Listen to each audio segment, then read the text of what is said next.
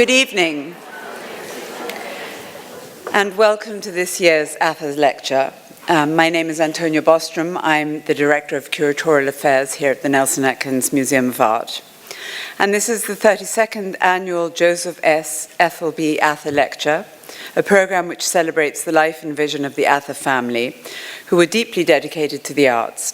Their legacy at the Nelson-Atkins includes generous bequests of art, including Claude Monet's Mill at Limetz, and important works in the American collection, including Charles Hassam's Sonata.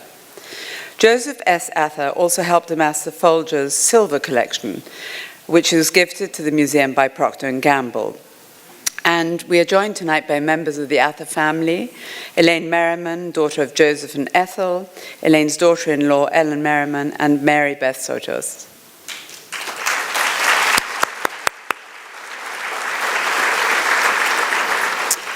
And tonight I'm delighted to welcome our distinguished speaker, Scott Schaefer, a dear friend and former colleague at the J. Paul Getty Museum of Art, where respectively we were in charge of the departments of 2- and 3-dimensional art, he of paintings and I of sculpture and decorative arts.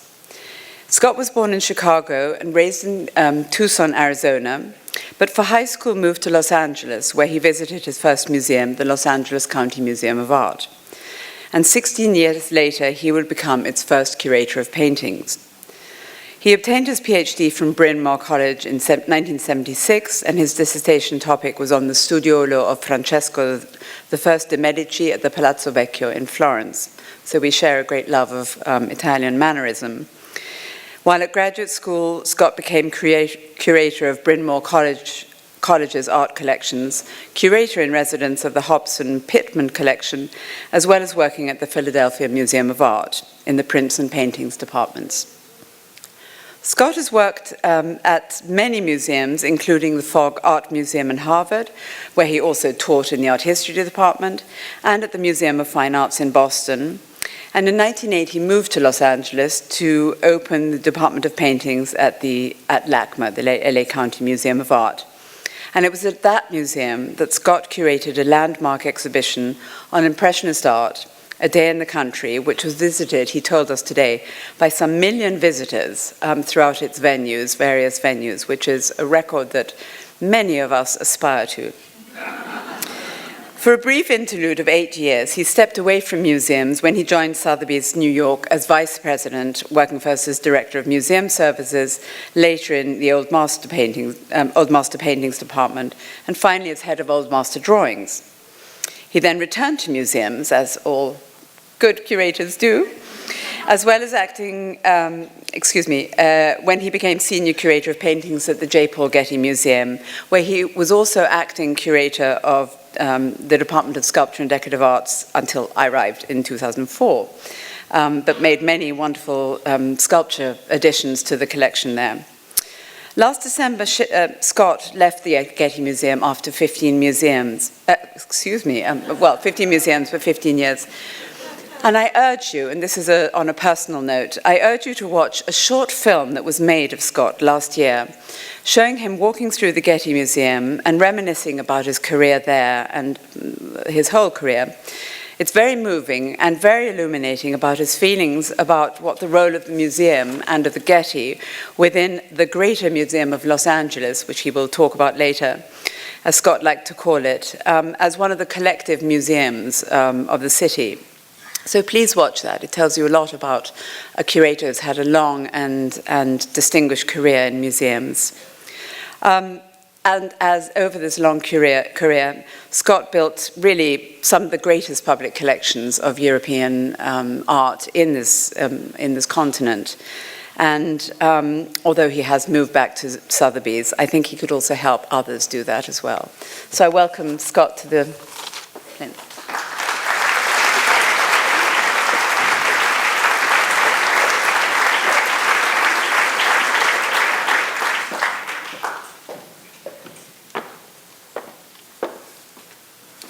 Good evening.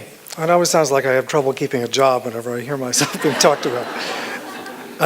I first have to say, you can't imagine the delight when I looked out of the curtains from the hotel that I'm staying at to see rain. You maybe remember that Los Angeles hasn't had any rain in 3 years. If there was some way to get the rain from here to there, if we can build an Alaska pipeline that goes from Alaska to Texas, it seems to me we could probably build some way of getting water to California. And then you can have all the vegetables and fruits you want. Tonight, when Antonia asked me to give a lecture on Impressionism, I hadn't thought about Impressionism in a serious intellectual way in quite a while. The exhibition that I did, A Day in the Country, Impressionism in the French Landscape, closed 30 years ago this month in Los Angeles, and then went on to Chicago and Paris. It was actually seen by 1.5 million people, and the catalog, for those of you who work in bookstores and things, actually sold about 300,000 copies. I know that because I see it in thrift stores and in resale shops all over the world. It doesn't have much of a life, I guess, after that. But she asked me to talk about Impressionism. I said, Antonia, given the importance of the Atha lecture, don't you really want someone who does Impressionism? And she said, but you helped create collections of Impressionism. And I said, well, let me think about that. And so I got back to her, and I sat down while we were on the telephone, and I thought about the greatest Impressionist picture, particularly in America for collectors, was Monet. And Monet was competing with Bouguereau, so the two most expensive artists, in a sense, working in late 19th century France. And I thought about the collections that I've worked at, two of the great 5 collections in America. And I just decided to put down just how many pictures they had of each of those artists. So the Museum of Fine Arts in Boston, where I worked, had 37 Monets and 1 Bouguereau.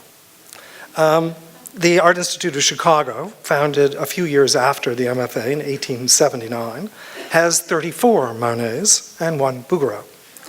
The Metropolitan Museum of Art, the earliest museum founded of the 5 in 1870, has 40 Monets and 3 Bouguereaus.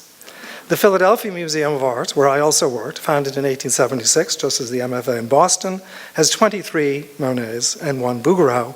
And the National Gallery of Art, the Johnny-come-lately to this particular party, founded in 1937 and opened in 1941, has 27 Monets and no Bouguereaus. Then Kansas City and the Getty each have 4 Monets and 1 Bouguereau. And in fact, the Getty collection, when I got to the Getty collection, and we didn't have enough Impressionist pictures to put into the galleries, I used the Nelson-Atkins galleries as one of the most interesting collections to copy. Because what I'm interested in talking to you about tonight is essentially the curated Impressionist collection. That is not the gifts which went to the MFA, the Art Institute of Chicago, the Metropolitan, the Philadelphia Museum, and the National Gallery, which are almost exclusively made up of gifts given by very generous benefactors, but instead the collections that were put together by curators and directors, very carefully and slowly, one by one. So this is a different way of looking at the collecting of Impressionism, for me, and I hope for you as well. The Getty collections and the Kansas City collections each have 20 pictures only. So yes, there are multiple more pictures even by Monet in all the other collections I've mentioned to you, but 20 pictures total, but put together essentially by curators and not by collectors, although Nelson-Atkins has been very lucky that over the years you have been given pictures one by one to make your 20. The unfortunate thing about the Getty Museum is that no one has yet given an Impressionist picture to the Getty Museum, but that's not to say that can't happen. And I hope it does. But to start this lecture, one really has to start with the beginning of Impressionism and really with the Salon.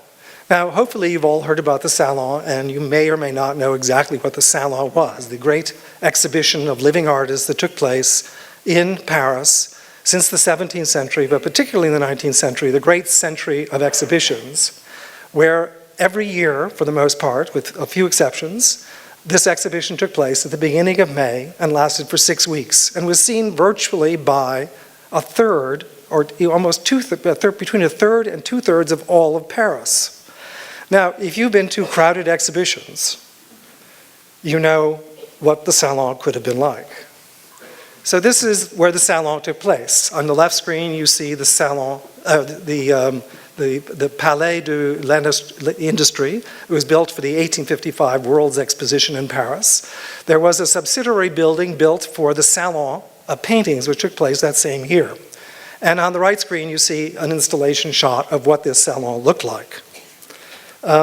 It is, as you can see, a lot of pictures.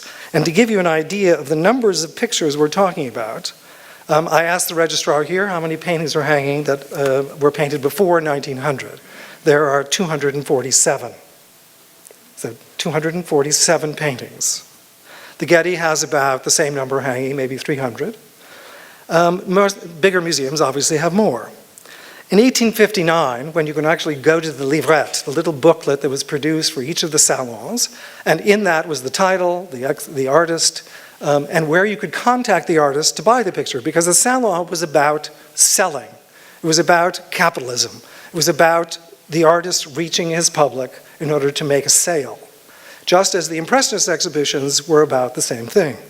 So in 1859, if you went to the Salon, just 4 years after this exhibition, where the Salon then reverted to this building that you see on the left screen, there were 3,045 paintings and 849 other objects. In 1863, there were 2,023 objects, of which 2,217 were paintings. Do you get the idea of the kind of exhibitions that were being mounted in Paris?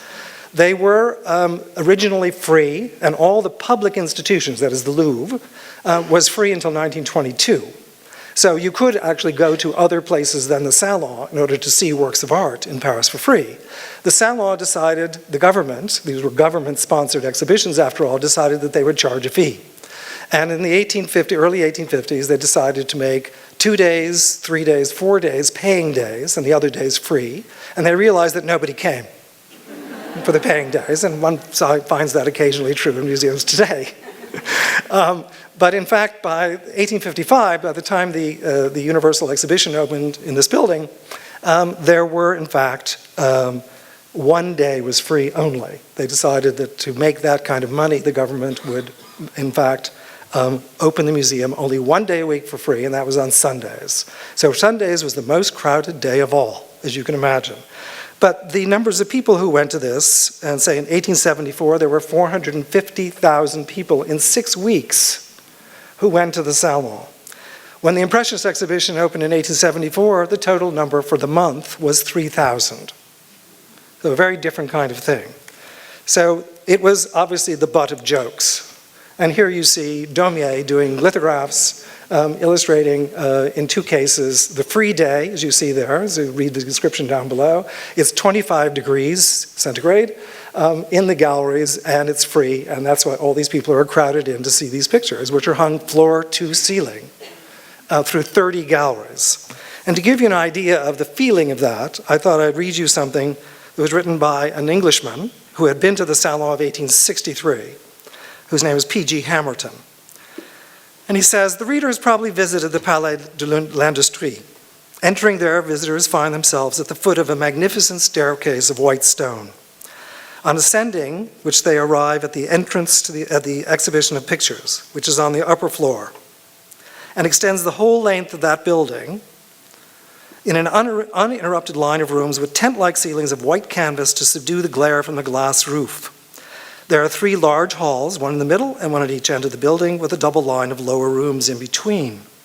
The halls at the 2 ends open onto 2 magnificent stone staircases where the wearied spectator might refresh himself with brioche and baba, that's babas room, so desserts, and malaga and zeres, which is sherry, to his liking. A plan much to be recommended is to eat a baba and drink a glass of malaga at one end, and then to steadily march to the other and repeat the dose. He forgets to mention, of course, that there were 30 rooms of paintings hung floor to ceiling to see in between that. So this gives you an idea of the numbers of people who were, in fact, going to these exhibitions, and the real trial, the kind of Bhutan death march that people went through, and it was the great, great spectacle, capitalist and otherwise, where people went to see other people dressed up, people actually wore suits and ties, something we don't do in California very much. You're very lucky to see me this way.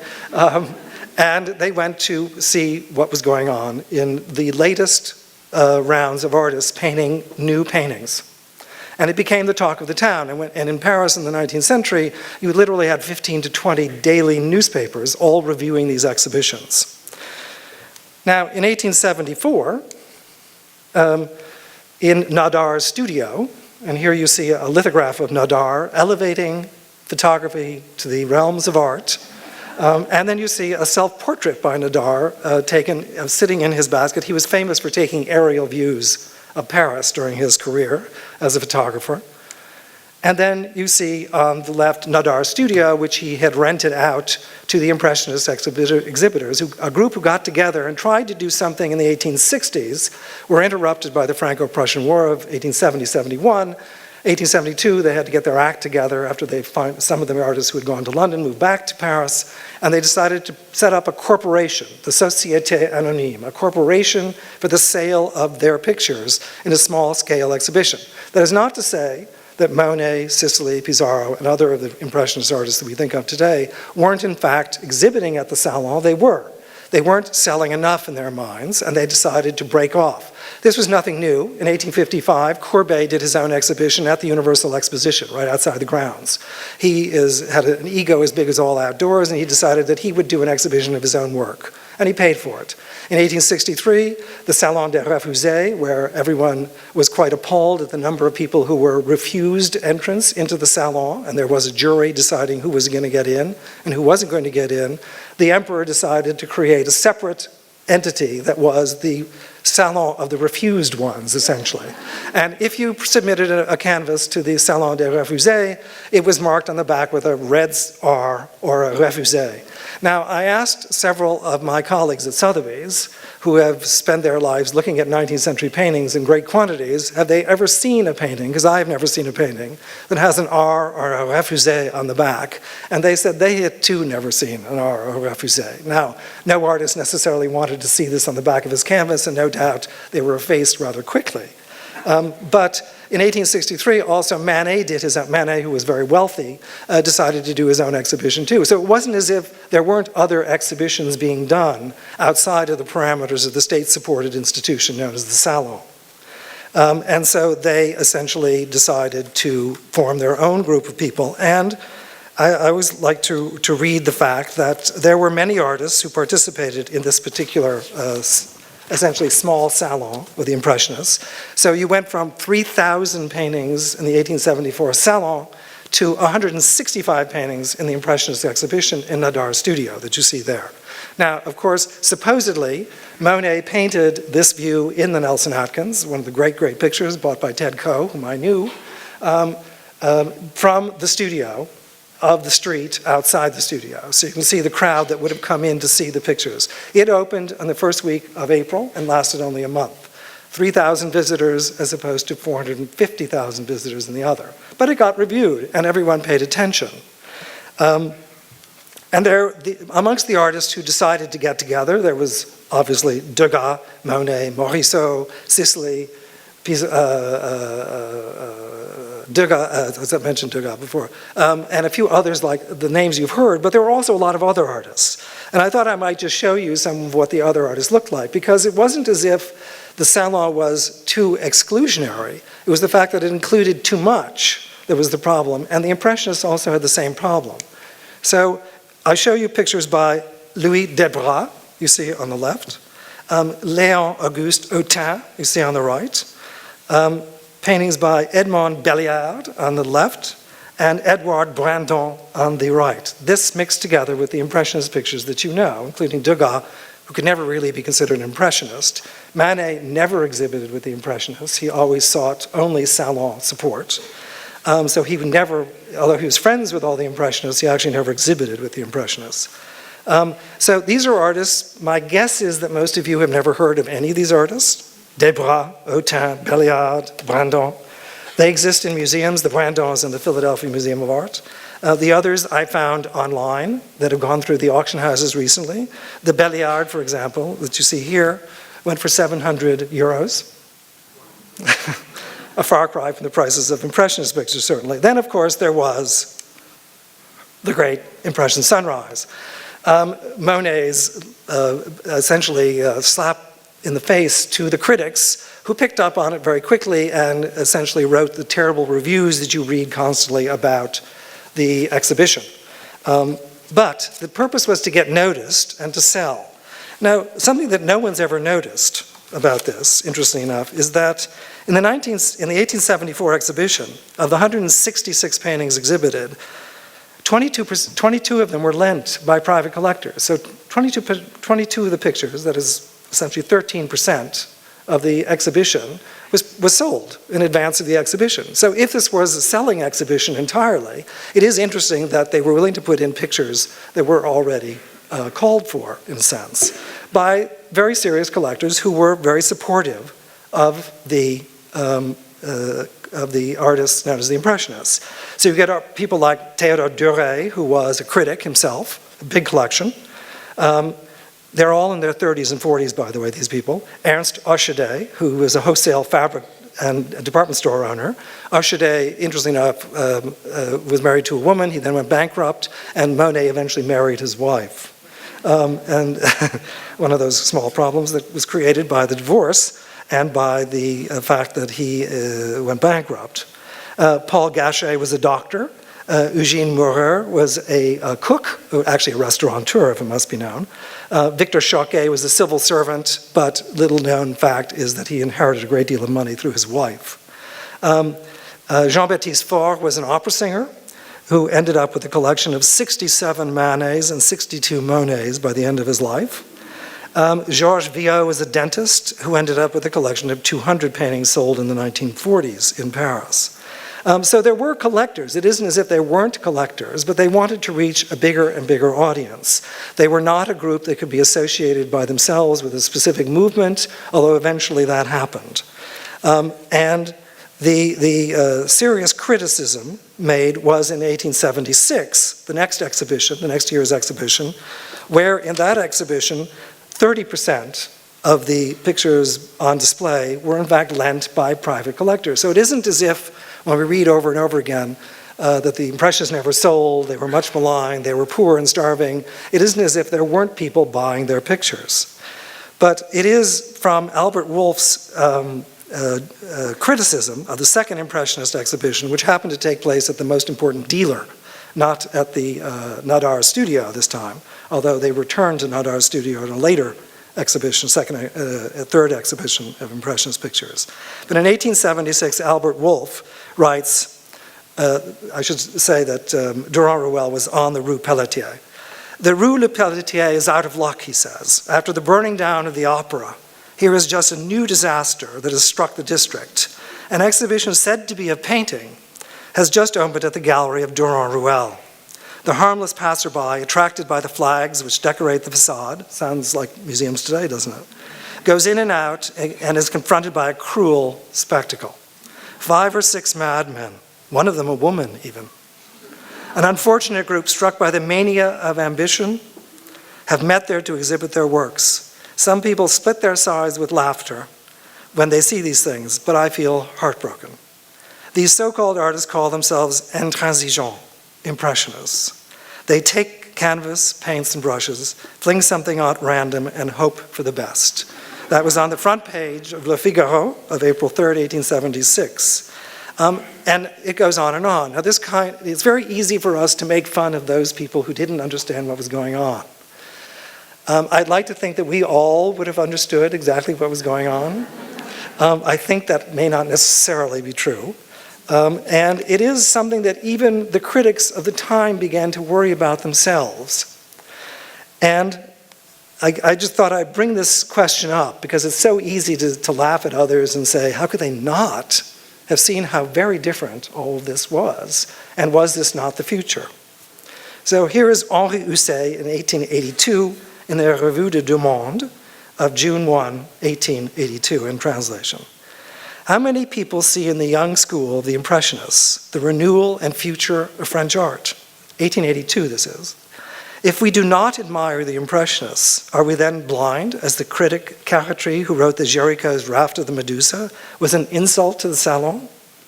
Carratry was wrong, but he was sincere, just as we too are sincere. If criticism should aim to be so timid that it will never, ever run the risk of having had its judgments faulted, then it would be necessary to praise everything to the skies on the grounds that everything one day may be consecrated by posterity. And in any case, supposing posterity does not one day put Impressionism on the same level as Romanticism, the great style of the period, who can then be sure that posterity is not mistaken? So even then, people were becoming conscious of this possibility that if you praised everything and people didn't take a stand, that somehow it'll all be corrected. And then just to finish up this kind of attitude, there was one man in 1906 when Cézanne dies, and on the front page of the newspaper called Gil Blas, he reviewed Cézanne's death. Now, Cézanne was an artist who was bought by very few and was least understood of all the artists. And he dies in 1906. So in the Gil Blas for October 25th, 1906, Louis Vauxhall writes, a laconic telegram informs me of the death of Cézanne. The public at large will pay very little attention to the news. Only the elite admired an artist who has disappeared. And then he goes on and says, while Flandrin, Cabanel, Meissonier, and Gérôme, the great salon artists, produced, lived, and died to the accompaniment of dithyrambic acclamations from an ignorant but idolatrous bourgeois that covered them with gold, Delacroix, Courbet, Puvis de Chavannes, the Impressionists fought, worried, were not understood, were booed, belittled, jeered. But posterity puts everything right. So in Vauxhall's mind, posterity was going to win out for all these guys. What remains now of the glorious representatives of officialdom, of the triumphant masters of the École des Beaux-Arts, of those possessed by all the technical cunning of the Academy, nothing, or almost nothing. And the name of Manet, the great artist, grows greater every day. The name of Cézanne, venerated by a generation of young and ardent colorists who are conscious of what they owe to their fertile pioneers, will 20 years hence, so he's predicting the future, be as famous as those of Pissarro, Renoir, Sisley, Gauguin, Van Gogh. And his still lives, that is Cézanne's, will join in the Louvre those of Chardin. It's an interesting commentary on the fragility of reputations and the fact that people were aware that this was an issue even at the time. And I think it's important to know that when we look at, those of us today look at, say, a Dan Colin painting in bubblegum, or even a balloon dog by Jeff Koons, and we think, well, how could we not have recognized that those were the great artists that would bring multi-millions of dollars at the auctions? But every time we see contemporary art, we have to think to ourselves, especially those of us who have gotten older, would I have understood this? Would I have seen this? Would I have recognized the Impressionists at their time and place? And just one more, just because just last month there was a professor at Texas State University who decided that, who obviously had an enormous amount of free time on his hands, and decided that this picture, based on tides, weather conditions, astronomic conditions, and everything else, that Monet's painting, Impression Sunrise, was painted at 7:35 a.m. on November 13th of 1872. I think the fact that most Impressionism doesn't reproduce necessarily exactly what they saw in front of them, and they were not necessarily painted in the out of doors particularly, I think this may be a rather false way to look at Impressionism, particularly this painting, in the Musée Marmottan. But it is interesting that, in fact, people still worry about these kinds of facts. But I just thought I'd bring that up because it was recent news. So the question, when you read about Impressionism, the question is always, who bought what first, what came to America first, what was exhibited first, and so on. My interest is in museums, but I thought it's necessary to talk about private collectors because they created, essentially, the great collections in America and elsewhere.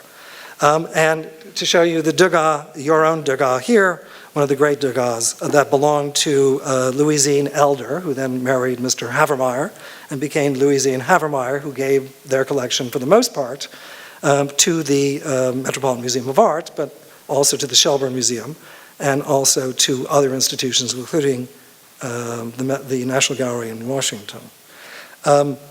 She dies in 1929, although she starts buying in the 1870s, and this picture was supposed to have been her first picture, and in her memoirs she talks about having bought this at the age of 16. Well, in fact, she was 22 when she bought this, given the fact that we can date this picture fairly easily, and although we don't know the exact date, she is remembering something that happened 40 years previous, and people's memories are often very difficult to deal with. Having written an essay on a great collector in Los Angeles, and I wrote an essay, and she said to me, but I don't remember it this way. And I said, well, that's the way I remember it. And she said, well, it's my collection. And so I said, you're right. And it was only about 15 years or 16 years after all these things happened. So memories are strange things. She didn't buy this when she was 16. She was actually must have been about 22. We know that she paid about 500 francs for it. Now, if you try to figure out what a franc in 1878 is worth in terms of dollars and what those dollars might be worth today, it's very interesting to do that, but it isn't necessarily very easy or very truthful. You should probably keep in mind that a seamstress that Degas illustrates in his paintings, one of which you have, one of the great pastels as well, bought from the 1880s, they probably made 3 to 4 francs a day. A laborer probably made the same kind of money. A dentist, a doctor probably made double that a day. So you get an idea of what 300 or 500 francs was. It's quite a lot of money, but it isn't the moon. It's, say, 3/4 of a year's salary for someone like that. But Louisine was very rich, and she borrowed money from her sisters, she says, and she bought this picture, and it was sold, and Ted Coe bought it for the museum.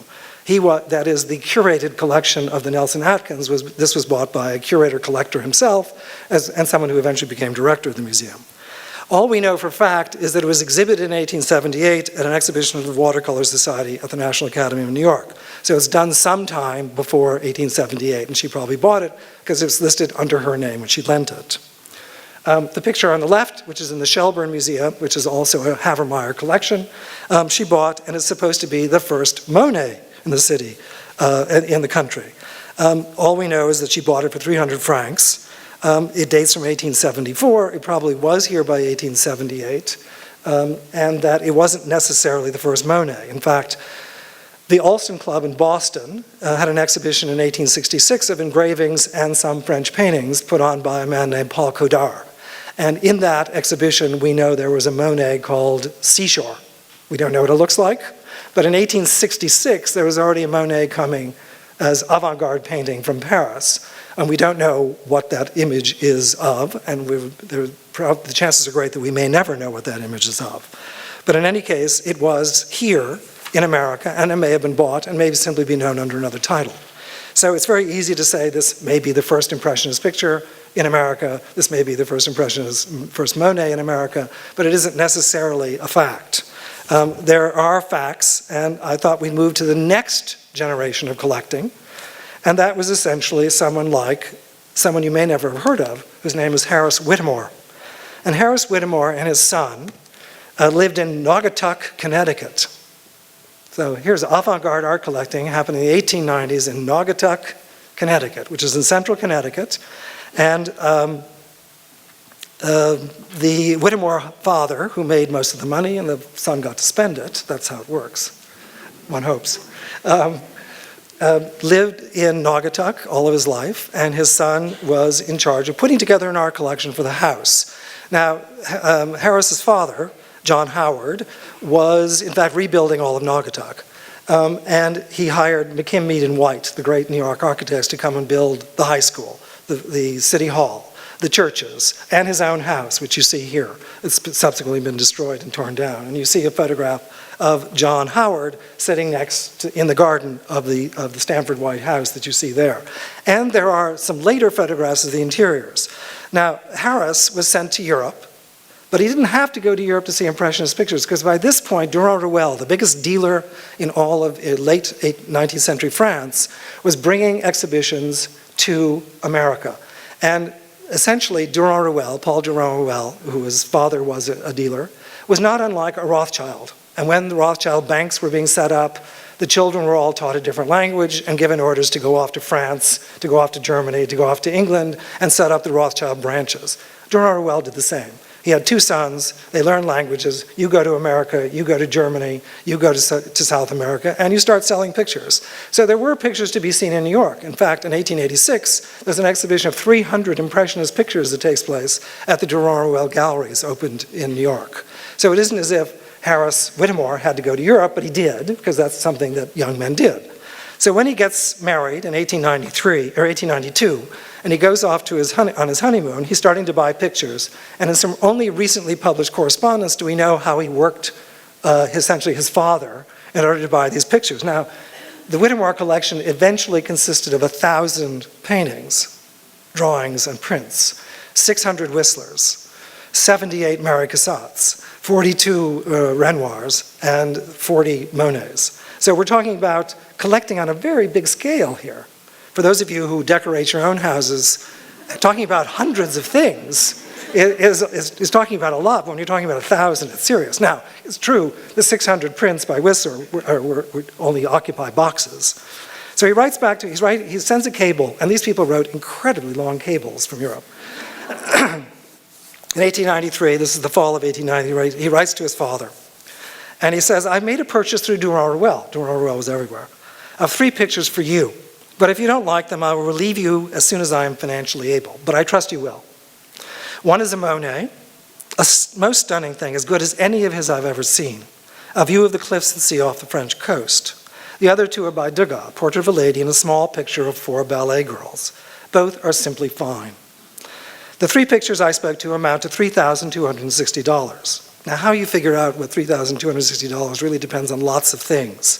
The factory, which is a malleable iron company in Naugatuck, I don't know what they paid their workers, but my guess was we're talking about a few $100s a year. So this is a considerable sum of money.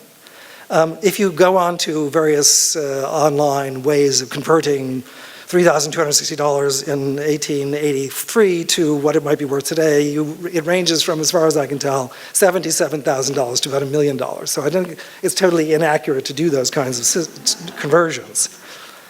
So he says, the 3 pictures I spoke to amount to this sum of money. Do you think you can stand it?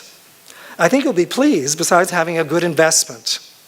Interesting enough, investment creeps in very early on in the discussion of pictures being bought. P.S. I forgot to say that you might think the picture of the ballet girls a trifle queer. Do you think you, P.S. But when you see the picture, I'm sure you'll like it. I shall be tickled to hang it in my room if you don't care for it. I made this purchase on the strength of your commission to buy what I want for the new house. And his father, a couple of days later, sends him a cable. He obviously must have been thinking no. And then he writes him back and says, after thinking the matter over, notwithstanding I was spending so much money on paintings, I decided to let you leave it to your best judgment and buy the 3 paintings, if you say they are rare bargains. Should you make the purchase, we will have more Monets that I should think we care for. But it strikes me we can sell some of these now and greatly improve the collection. I know you will use good judgment in the matter, and I'm very sorry indeed that just at this time I should feel so poor, which is largely owing to the amount of money I'm spending on the new buildings this summer, that is literally rebuilding the town of Naugatuck, together with the fact that the financial matters in the country are so unsettled. Now, for those of you who know financial history, the Panic of 1893 was the worst depression that ever hit America until 1929. So in spite of that fact, he was willing to send his son $3,263. And the collection grew from there and was dispersed at auction for the most part. So that collection doesn't exist anymore. And here you see the Degas that he actually gave to the Fogg Art Museum, and one of his 4 Monet haystacks, which you see in a terrible reproduction because it was the best I could do. And I thought it would be interesting just for you to see 2 of those pictures bought by a collector you may never have heard of, but who was one of the foremost collectors living in Naugatuck, Connecticut. Now, another interesting picture that he owned was the great Whistler Woman in White, which he gave to the National Gallery, which the National Gallery in Washington bought. So he had actually 3 paintings by Whistler. This was rejected in the Salon des Refusés of 1863. It was refused by the Salon jury, and it was bought by Harris Whittemore and hung in the house on the staircase. And there's a photograph of that as well. In France, the same thing was going on. This is the second wave of collectors. So you get Louisian Havermeyer, who later becomes Havermeyer, buying pictures in the 1880s, and the Bostonians buying pictures in the 1880s, and Mrs. Potter Palmer in Chicago buying pictures in the 1880s. And then you get the second wave in the 90s. And then you get someone like Lucien Schaefer, who buys this picture, which is hanging in your museum as a gift of the Atha family. This is Monet's great mill at Le Metz. And it was bought in 1903 by Lucien Schaefer, who was an interesting collector. He was also a banker. He was a Jewish banker. And he bought this picture as well as many others. And it remained in his collection until his sale in 1936. And it took 6 days to sell the entire collection of 1,000 objects. He collected 6 Monets, Degas, in the Thyssen-Bornemisza collection today. He had Pissarro, he had Guillaumin, but he also collected in a kind of Rothschild way. He collected ancient glass, he collected Renaissance glass, a piece of which is in the Getty Museum. He collected 18th century terracottas at Clodion in the Metropolitan Museum. So it was a very large collection, but contemporary art for him was eventually a generation slightly before him. So Monet, Degas, and Pissarro, and Guillaumin. This is a terrific addition to a collection that, where any collection that you have, the pictures speak to each other. And there's a conversation going on in the galleries, and every time you change the arrangement or you add a new partner, the conversation changes. And the conversation with this is a view painting by Monet, painted in the 1880s, that doesn't allow you into the view. It refuses to allow you into the view. It is essentially a surface pattern that obscures the view that you see barely in the background. And it joins the 2 Pissarros that are already here, which do the same thing. So you have a late 1890s Pissarro on the left, and you have an 1879 Pissarro on the right, both of which deny you access to the landscape. Landscape painting is essentially about allowing you to enter a fantasy world. After all, a painting is a fantasy. It is an object that is not real. It is not a window onto nature. It is an object. The Impressionists were, or the public who saw Impressionists were horrified at the fact that these pictures looked like they were painted as opposed to being glossy and flat like a photograph. And they were horrified that you could actually see the work that went on. You could actually see the sweat, as you will, if you will, of artists painting directly onto the canvas. So and if you look at these paintings, whether it's the Monet or these 2 Pissarros, particularly the later Pissarro, you see the impasto on the canvas. It never lets you forget that it is not a real thing. It is a painting. It is a real painting. It is not a real view. Now, by coincidence, I went online because I discovered that dear Monsieur Schaefer, who, interestingly enough, wrote a small book, must be the smallest book in the library, called the French Participation in the Olympics of 1904. 1904 Olympics took place in St. Louis when the World's Fair was on. Little did people know. It was the first Olympics outside of Europe. And he wrote a book on the participation of the French in the 1904 Olympics. Now, it must be, as I say, it must be the shortest book in the library, and a spoiler alert in case you ever want to read it, no Frenchman arrived at the St. Louis Olympics. And he was obviously asked to create a document to that effect, which he did, and the book is available to be read. Again, it's a very short book. But he lived at 31 Rue Octave Feuillet in the 16th arrondissement, so the newly built arrondissement. And this is his apartment building, and I only found this because this is Google search on the right. And this is because there's an apartment for rent in the building. And he had one of the floors. He was below André Citroën, the man who invented the Citroën automobile. And he lived there until he died in 1936. But I don't know whether the family knew that this is where their picture came from, but every picture has a kind of social history. And I thought it'd be interesting to show you the social history of a picture that has recently entered the collections here. So that's just an aside. So when did these pictures start to be really bought? Well, they started to be bought early on. For example, Degas' great cotton merchant office painting was bought by a museum in Po, P-A-U, which is in southwest France near the Spanish border. A town of, even today, of about 25,000 people. But a man had died in Po and gave his money, and they wanted to buy one picture, and this was the picture that was bought. It was the first French Impressionist picture that enters a French collection, 1878, painted in 1872 in New Orleans. The picture on the right is the first picture bought by the French state in 1889 by Sicily, and it was sent to Agen. Agen is very near Po, also is a town of about 15,000 people even then, and today, and it was sent, and Sicily lamented that his picture was essentially being destroyed because it was not being saved for Paris, it was being sent down the street to Agen. In 1890, this picture, Monet takes up the desire and goal to acquire this picture. There was the threat of it leaving France, of Manet's Great Olympia, which had been so badly criticized at the 1865 Salon. It was admitted to the Salon, where it was shown, but it was very badly criticized. And in 1890, it was essentially given to the state. They didn't buy it. It was given to the state. It was given to the Musée de Luxembourg, which is the Museum of Modern Art in France. It hung there for 7-8 years before it was finally transferred to the Louvre, which is where every artist after 20 years was eventually meant to be seen. So it went from the Museum of Modern Art, which had living artists, to essentially the Louvre in 1907. Now in America, in terms of buying pictures and actually acquisitions that were gifts as well, the earliest picture that I could find, which no one seems to have realized, is the Sicily bought not by one of the 5 big museums that I discussed, but bought by the Carnegie Institute in Pittsburgh. It was shown at the Carnegie International Exhibition of 1898. It was acquired in January of 1899 by the museum.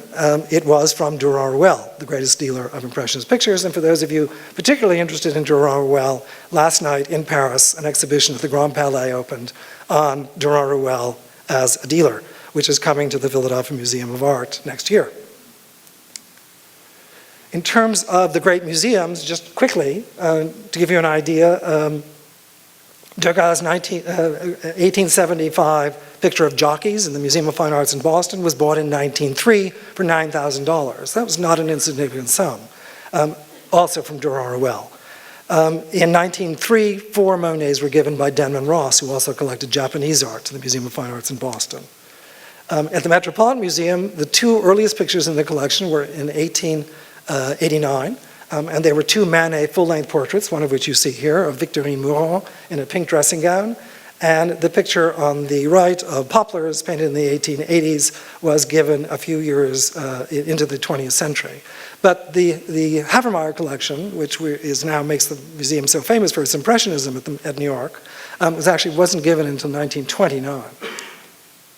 The first picture the Met bought was this Renoir of the Charpentier family. He was essentially a man who ran a journal and who was a collector who commissioned this picture of his wife and 2 daughters, which was sold to the Met in 1907. Here are the 2 earliest pictures dealing with a very different century now, of course. We're talking about the kind of I will say deeply disturbing picture to me by Manet of this little girl dressed up to be a young woman, or an older woman even, of 1878, which was acquired by the museum in 1933. Now, as you know, there was a rule by Mr. Nelson that pictures would not be acquired unless the artist had been dead for 20 years. By the way, for those of you who may not know this, the National Gallery of Art cannot buy art by living artists. They can receive gifts of art by living artists, but they can't actually buy art by living artists. So the Manet was acquired in 1933 by the first director, Paul Gardner, of the museum, along with, in 1938, the great Gauguin of his mistress, painted of her when he was in Tahiti and then brought back to Paris. And then Patrick Kelleher acquired the magnificent late Monet, and late Monet in the 50s, this was given in 57, or acquired in 57. Late Monet in the 50s wasn't very popular. In fact, both the Getty and the Nelson-Atkins have a predominance of pictures from the 1870s and early 80s, and even earlier, because the later pictures were out of fashion. Today is exactly the opposite. Today it's harder to sell an early Impressionist picture than it is to sell a later picture. And then recently acquired the 1989 Caillebotte. Caillebotte is an interesting artist. He's not an artist to my own personal taste. And somehow when he does these portraits, it's always really a picture about a sofa, isn't it? And this is of Richard Gallo. And Gallo is, your portrait by Caillebotte is going to the great Caillebotte exhibition that the National Gallery is doing next year. And Richard Gallo was probably Caillebotte's lover. And he did 4 or 5 portraits of Richard Gallo. But somehow whenever you see these pictures, it's always about the sofa. Which brings us rather rapidly to the museum that's the youngest, and that's the Getty. Now, I put them in chronological order just because I thought it made more sense. Again, there's a predominance, you'll see, of earlier pictures than later pictures. You should know that Mr. Getty, who founded his museum in 1953, so essentially 20 years after the founding of the Nelson-Atkins. It was a tax dodge, plain and simple. It opened in 1954, 2 hours a week in Malibu, where you see the old villa in the past, for those of you who've been to Los Angeles. It was a pretty terrible group of pictures, but there wasn't a lot going on in Los Angeles, you have to remember, in 1953. In fact, I wrote a small article about the fact that Somerset Maugham, who was sent from England by the government of England to Los Angeles in 1941, writes about Los Angeles in 1941. And he took a house in the summer, and he wrote, where he was meant to write serialized stories for the British Ministry of Information to encourage the United States to enter the war, essentially. And the work hardly suited him, and he was bored and frustrated, and this letter belongs to a friend of mine. His friends, Gerald Hurd, Christopher Isherwood, some of these names you may have heard of, Aldous Huxley, and Dorothy Parker were all busy or out of town. So in a letter to Lady Juliet Duff in England, he writes, he didn't find Los Angeles terribly stimulating in 1941, and some people would say that today. And he writes, the socialites talk of nothing but the picture people. The picture people in this case being the movie picture people. And the picture people talk of only Cezanne and God. Now, there was quite an interest in the early 40s in Los Angeles in, shall we say, alternative religions, many of which sprung up, and we associate more with San Francisco, perhaps, on the coast than we do with Los Angeles, but there were various temples being built to the various gods that Somerset Maugham is writing about. But he was referring essentially to Edward G. Robinson's collection, which was the only collection where you could see Impressionist pictures in the city of Los Angeles in 1941. Los Angeles came to the table very late, after all. But Edward G. Robinson had created a truly great collection, including a lot of Cezannes, most of which were sold because he divorced his wife, and the collection had to be sold. Community property is a terrible thing. To Wildenstein, who then sold it to Goulandris, the Greek shipping magnate, and where it still remains for the most part today. Although there are occasionally rumors of pictures being sold from it. But he owned the great Black Clock, for those of you who know Cezanne, very early Cezanne. And he owned the card players, a very big version of the card players. And today in Hollywood, people both in and out of the industry still speak of the picture people. And the picture people talk of gods of all sorts. But there are many Cezannes to be seen in Los Angeles, not the least of which, some of which are in the Getty Museum. So 1941, there is literally not an Impressionist picture to be seen in all the city of Los Angeles. Norton Simon starts to collect in 1950. Armand Hammer starts to collect in the 60s. Norton Simon was interested in very great pictures. Armand Hammer was interested only in great names. He didn't know the difference between a good Monet or a bad Monet, and it didn't concern him. His collection is now at UCLA, at the Hammer Museum. Norton Simon's collection, bought, traded, and sold and created over the years, is one of the great collections, one of the great treasures of Los Angeles, and is this part of what Antonia mentioned as the Greater Museum of Los Angeles. But in Los Angeles, we now have 20 pictures, like the Nelson-Atkins, of some of the great Impressionist artists, starting with the early Degas portrait of 1857-58, was the first Degas and only Degas that was owned by the museum when I got to the museum, and then the recently acquired early Manet of Madame Brunet, who was the wife of a sculptor friend of his that Degas knew from Florence, it was commissioned for their wedding, and we've only discovered this recently. She was taken to see the picture by her husband. She burst into tears, saying to her husband, "I never want to see that picture again. I hate it." It remained with Manet until his death, and it was sold in the 1884 Manet sale, posthumous sale that took place. And it went through several other collectors, mostly artists, interestingly enough. And you can see she is wearing an outdoor outfit.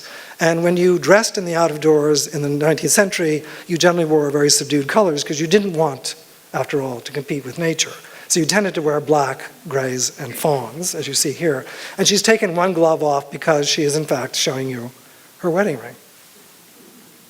Now, interesting enough, there's two caricatures of this picture. One in 1863, when Manet first showed it, which shows it full length. And then in 1867, at his own exhibition, as I say, Manet was very wealthy, he decided to do his own exhibition. He showed it again, and it was this length, 3/4 length. This was very typical of Manet. He often cut his pictures up and reassembled them. It was something he did. He wasn't bothered by it. He did it quite often. It is Manet being influenced by Velázquez. 1863 is the year the Louvre acquired its first Velázquez, no longer attributed to Velázquez, and the landscape is copied exactly from it. So this is painted in 1863, altered by 1867, and then remained in his studio. Moving to the later pictures, Monet's great still life of 1869, which he painted at the same moment, at the very same moment. I mean, they were sitting next to each other with Renoir. That picture is in the Museum of Fine Arts in Boston. This is a very large still life. And I apologize profusely for the horrible quality of Getty slides in advance. This is a very large picture and one of the great Impressionist still lives. And you see on the right Renoir's La Promenade of 1870. Again, very early pictures. And you'll see a predominance at the Getty, I just only realized it when I put all the slides up, of figure paintings as opposed to landscapes. We'll get to landscapes, but there aren't very many.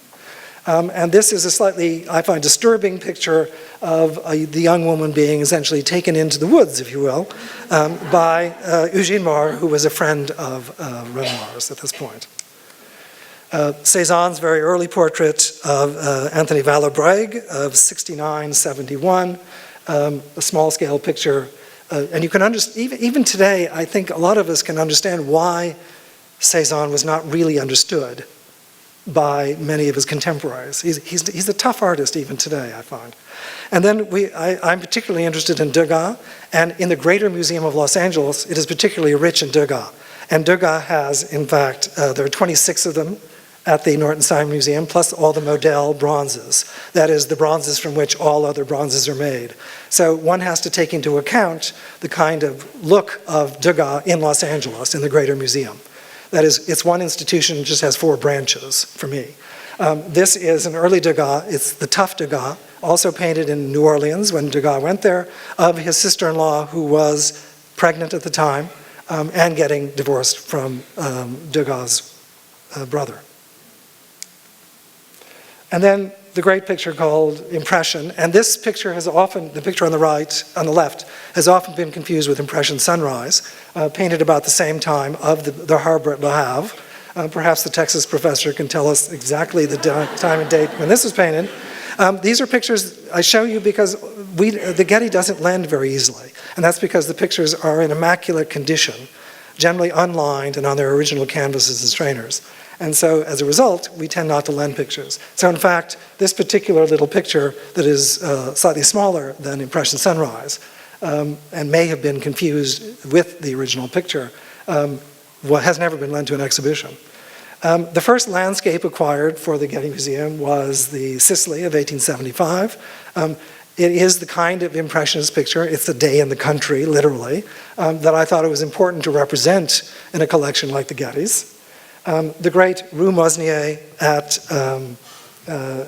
in Paris by Manet, painted in 1878, when Manet was slightly influenced by Impressionism.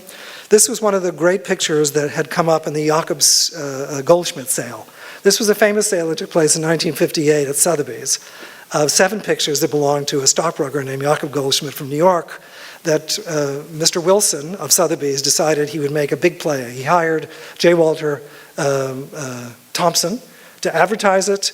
It was 7 pictures. The sale lasted 21 minutes. He insisted everyone come in black tie.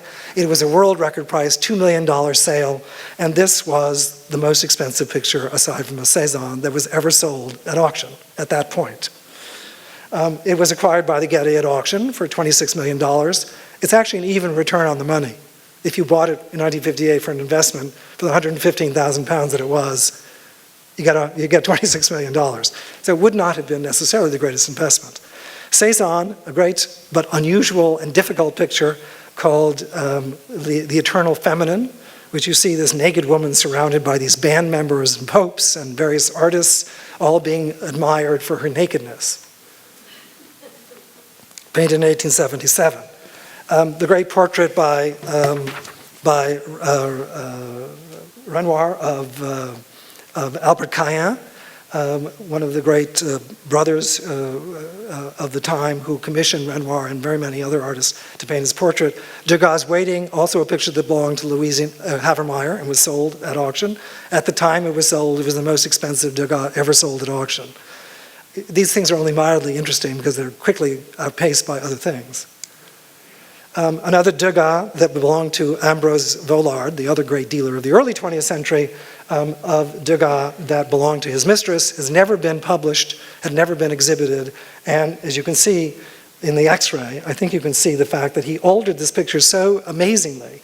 These are hat stands, and these are women making hats, but originally the hat stands had hats on them, and originally the women were not people making the hats, they were the people buying the hats.